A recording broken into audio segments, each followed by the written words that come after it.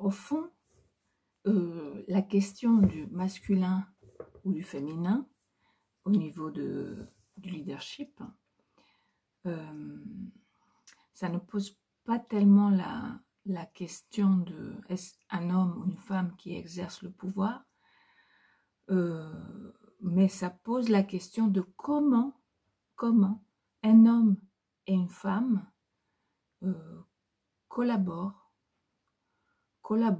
à l'intérieur d'un projet plus vaste qui les dépasse. Alors cet homme, cette femme peuvent être dans une relation où l'un serait supérieur à l'autre, ou décideur, où ils peuvent être en collaboration, co-leadership, hein, comme dans les comités de direction ou entre partenaires.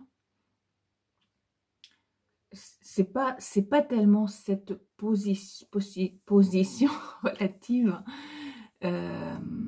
qui fait leadership ou pas, c'est plutôt comment chacun tient pleinement cette place avec ses convictions, avec ses ressentis, avec ses sentiments qui prennent source dans des images et dans des symboles de son histoire qui sont aussi bien masculins que féminins. Je parle de l'histoire passée, enfin de l'enfance, comme je dis souvent, mais aussi récente et aussi simplement l'histoire qui est en train de s'écrire aujourd'hui et qui est basée sur des référents aussi bien masculins que féminins.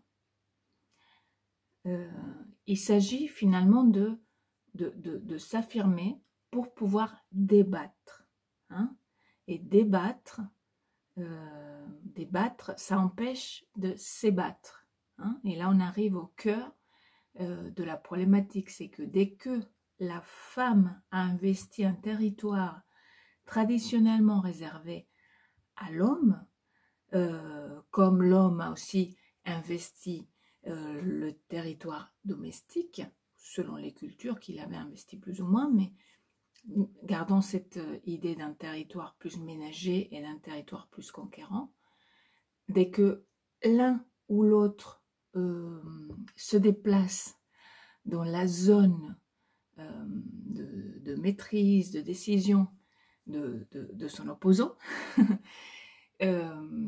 ça crée à la fois un problème d'agressivité et de désir. L'agressivité, c'est par le sexuel qu'elle se résout au mieux, enfin, sans rentrer dans le viol qui serait donc une sexualité non consentie et non plaisante, non satisfaisante. Donc c'est ça, enfin, dans nos unités d'activité humaine, économique, mais aussi associative, sociale, comment faire pour débattre sans s'ébattre et débattre pleinement, c'est-à-dire que chacun apporte des éléments très personnels au débat.